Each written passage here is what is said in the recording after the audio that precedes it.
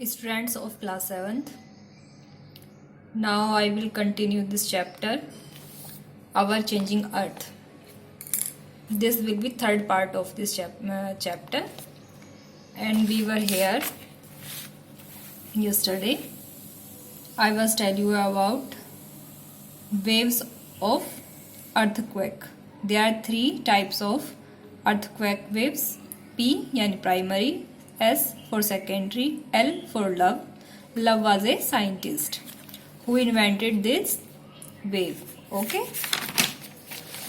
Next is, although earthquakes cannot be predicted, the impact can certainly be minimized if we are prepared beforehand. Some common earthquake prediction methods adopted locally by people included studying animal behavior. Fish in the ponds get agitated. Snakes come to the surface. अभी आप सोचेंगे कि इन्हें कैसे पता चलता है, fishes को या स्नेक्स को। तो बेटा ये जो थ्री वेव्स मैंने अभी पीछे बताई थी आपको, PLS, PSL, ये तीनों, इनमें से जो वेव्स हैं उनको एब्जॉर्ब कर लेते हैं ये जीव। यानी कि माना एल वेव्स हैं, एल वेव्स फ्लो कर रही हैं, तो फिशेस को पॉन्ड के अंदर और स्नेक्स को अपने बिल के अंदर पता चल जाता है कि ये वेव्स फ्रीक्वेंट कर रही हैं, तो वो समझ जाते हैं कि अर्थक्वेक आने वाला है। इसे हम नहीं एब्जॉर्ब कर पाते, ठीक है। तो हम इसलिए पता नहीं चल पाता हमें कि अर्थक्वेक आने वाला है, लेकिन हम इस तरह के एनिमल्स के बिहेवियर से पता कर लेते हैं कि अर्थक्वेक आने वाला है। इसके अलावा एक और पॉइंट था सिस्मोग्राफ। सिस्मोग्राफ को मैंने बोला था कि देखो इसे पढ़ो, what is the work of this and how it works. Okay, अभी आपका ये एक्टिविटी है। ये पहले हमारे इंडिया के अंदर 2001 में एक अर्थक्वेक आया था, तो उसके बारे में एक स्टडी मटेरियल है, आप इसे पढ़ लेना। और ये एक्टिविटी में जो सेकंड एक्टिविटी है ये आपको करना है। Imagine if a earthquake suddenly shock the middle of the school day, where would you go for safety. Okay, आपको ये करना है, फर्स्ट वाला आपको नहीं करना है, और ये वाला आपको अपने इमेजिनेशन से और अपने लॉजिक से करना है, ठीक है।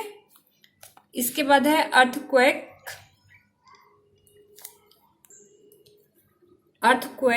प्रिपेयर्डनेस। तो इसमें आपको ये दिखाया गया है कि आप अर्थक्वेक के टाइम क्या कर सकते हैं, ठीक है। ये पॉइंट भी आपको खुद ही समझना है कि आप बचने के लिए अपने घर के किस पोर्शन में या कहाँ जाएंगे, किस तरीके से प्रिपेयर होंगे इस कंडीशन में। Next point in this chapter is measure landforms.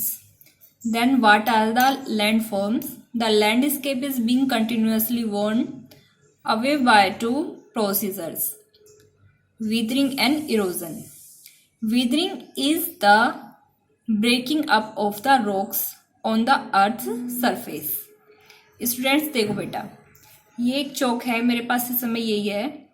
तो weathering क्या होता है कि ये समझ गए। अब आप इमेजिन करो कि एक बहुत बड़ा हिल है, माउंटेन है, तो उसके अंदर ये कंडीशन का होना कि वो उसके चट्टान के अंदर के यानी हिल्स के अंदर वो छोटे छोटे पीसीज में अपने आप टूटना शुरू कर दें, ये वीदरिंग है, ठीक है। और नेक्स्ट है erosion. Erosion is the wearing away the land away of the landscape by different agents like water, wind and ice. So बेटा इरोजन पहले देखो, चौक पर हम लिखते हैं ना ये इस तरह से, यानी कि इसका इस तरह से धीरे धीरे कम हो जाना, ठीक है। यहाँ से कम हो गई ना, इस तरह से कम हो जाना, ये इरोजन है। तो ये किससे होता है? ये होता है वाटर, विंड एंड आइस से। You can see this pic. ये टोटल जितना भी आपको पिक में दिखाया है ये एक रिवर है, ओके। और इस रिवर ने यानी कि वाटर ने ये सारा माउंटेन एरिया है और इसको क्या कर रखा है, ये इरोड कर दिया है इसने, यह इरोजन कर रहा है ये वाटर, ठीक है। तो ये जितने भी वैलीज हैं देख रहे हैं ना पहले कैसी होंगी, और एक वाटर के आने जाने से यानी रिवर के यहाँ फ्लो होने से कितना ज़्यादा सरफेस इसने कट कर दिया है और इसको क्या कर दिया है, इरोड कर दिया है। You can also enjoy this movie Ice Age 2। Then you can see here when ice convert into melting water, तो क्या सरफेस पे चेंजिंग्स आए थे, तो इस मूवी में वो दिखाया है, ठीक है। And you can see this more picture, ये पिक्चर बेटा ये है कि आपका विंड से जो इरोजन होता है, तो विंड के इरोजन का ये पहले एक बहुत बड़ा लार्ज माउंटेन था, ये सारा एरिया यहाँ पर ये माउंटेन्स थे, लेकिन विंड के फ्लो ने इसे एक छोटे से अवशेष के रूप में बचा हुआ है। और आप ये भी देख सकते हैं कि ये यूनेस्को के वर्ल्ड हेरिटेज साइट में नेचुरल कैटेगरी में, ठीक है, नेचुरल हेरिटेज साइट में ये इस समय है। The eroded material is carried away और transported by water, wind and etc and eventually deposited. The process of erosion and deposition create different landforms on the surface of the earth. What are the processes of erosion and deposition and what type of landforms they create? We will read in this chapter. Now this point is related to that. Okay, work of a river. The running water in the river erode the landscape. When the river tumbles at sea angle over a very hard rock or down a steep valley side, it forms a waterfall. You can see in this chapter, in this pic, that here is ये आप देख रहे हैं कि ये एक तरह का माउंटेन है, हिल है, ठीक है, हिल एरिया है, और यहाँ से क्या आ रहा है, वाटर फ्लो होकर आ रहा है यहाँ पर। और ये कैसा है, यहाँ पर और वाटर यहाँ से क्या करता है, नीचे किस पे, स्टेप एंगल पे यहाँ पे क्या होगा, फॉल होगा। तो ये वाली जो कंडीशन होती है बेटा, इसे बोलते हैं वाटरफॉल। कैसे है कि पहले एक हिल स्टेशन है, हिल स्टेशन के बीच से रिवर जा रही है और रिवर बहुत तेजी के साथ नीचे सीधा इस तरह से गिर रही है, ठीक है, कहाँ, एक हार्ड सरफेस पर, ठीक है, यहाँ पे है, यहाँ फ्लो कर रही है, ये माउंटेन्स है और यहाँ से डायरेक्ट नीचे की तरफ फॉल हो रहा है वाटर, तो इसे वाटरफॉल कहते हैं। तो ये वाटरफॉल कहाँ बनता है, जहाँ पे यहाँ पर हार्ड रॉक्स होंगे और सीधा क्या होगा, स्टेप एंगल पर ये नीचे गिरेगा। यहाँ पर डू यू नो पॉइंट है और डू यू नो पॉइंट में they are 3 waterfalls, Angel in Venezuela, Niagara in Canada and USA and Victoria in Zambia and Zimbabwe. तो आपको ये पॉइंट मैप में करने हैं, ठीक है, मैप में। अगर आपके पास मैप नहीं है तो बाद में कर लेना। रिवर हिल स्टेशन से निकल कर के जब प्लेन्स में आती है, तो प्लेन्स में आने के बाद में उसके साथ इरोडेड मटेरियल होता है और इरोडेड मटेरियल होने की वजह से वाटर का जो फ्लो करने का पैटर्न है वो स्लो हो जाता है। और स्लो होने के बाद में क्या होगा कि वो वाटर सीधा ना बह करके किस तरह से फ्लो करेगा, इस तरह से, ठीक है, क्योंकि इसके साथ इरोडेड मटेरियल है, ठीक है। इरोडेड मटेरियल होने की वजह से वाटर का जो फ्लो पैटर्न है वो चेंज हो जाता है। तो इसे क्या कहते हैं हम, मेंडर्स। ओके, हिंदी वाले बच्चे इसे बोलते हैं विसर्प। विसर्प सांप से बना हुआ है ना, सांप जैसा, सर्प जैसा, तो विसर्प से, ठीक है। और ये मेंडर्स बोलते हैं इंग्लिश में। तो इसका कंटिन्यूसली फ्लो जो होता है वो चलता है, क्योंकि वो फिर वहां पर इरोडेड मटेरियल को डिपॉजिट करना शुरू कर देता है और इस तरीके से वहां पे क्या बनते हैं, लूप बनते हैं। और इस टाइप के लूप, क्योंकि पहले ये वाटर इधर से फ्लो होकर के जा रहा था ना, ऐसे करके, ये ऐसे करके यहाँ से जा रहा था, लेकिन टाइम के बाद वो इस तरह से सीधा रास्ता निकाल लिया, तो यहाँ का एरिया थोड़ा बच गया। तो यहाँ पर क्या हुआ, यहाँ पे लूप बन गए और इसे हम कहते हैं ओक्सबो लेक। ओके, ये ओक्सबो लेक होता है। और ऐसी कंडीशन में बेटा जहाँ ओक्सबो लेक्स होते हैं या फिर मेंडर्स बनाती है रिवर, तो वहाँ की पास में जो रिवर के बैंक होते हैं वहाँ पर काफ़ी अच्छी मिट्टी क्या हो जाती है, जम जाती है। इरोडेड मटेरियल काफ़ी फर्टाइल सॉइल होता है।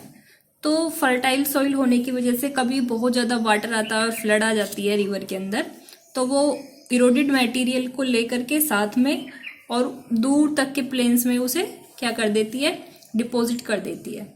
इससे एक बहुत ही फाइन क्वालिटी की सॉइल हमें मिलती है और वो सॉइल एग्रीकल्चर में बहुत ज़्यादा फायदा करती है। इसे हम फर्टाइल फूड प्लेन्स भी बोलते हैं। The rise bank are called The raised banks are called levees. As the river approaches the sea, the speed of the flowing water decreases and river begins to break up into a number of streams called distributaries. The river becomes so slow that it begins to deposit its load. Each distributary forms its own mouth, the collection of sediments from all the mouths from a delta. अब मैंने आपको पहले एक बात बताई थी कि delta क्या होता है, माउथ क्या होता है, 6th क्लास में मैंने आपको बताया था। मैं इसे एक बार और क्लियर करती हूँ। सपोज यहाँ मेन रिवर पहले से आ रही है, ठीक है, और ये वो वाली जगह है, ये प्लेन है, और यहाँ पर स्लो होगी स्पीड वाटर फ्लो की, क्योंकि इसमें बहुत ही इरोडेड मटेरियल भी है और बहुत दूर होने की वजह से इसका जहाँ से ये निकली है, राइज हुई है, वहाँ से बहुत दूर होने की वजह से इसका स्पीड भी कम हो गया है। क्योंकि थोड़ा स्लोप होता है तो वाटर बहुत जल्दी चला जाता है, प्लेन होता है तो थोड़ा मंदे से जाता है। आप अपने घर में करके देखना।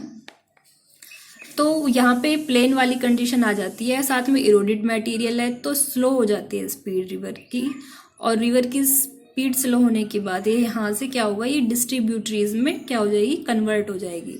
पानी एक ही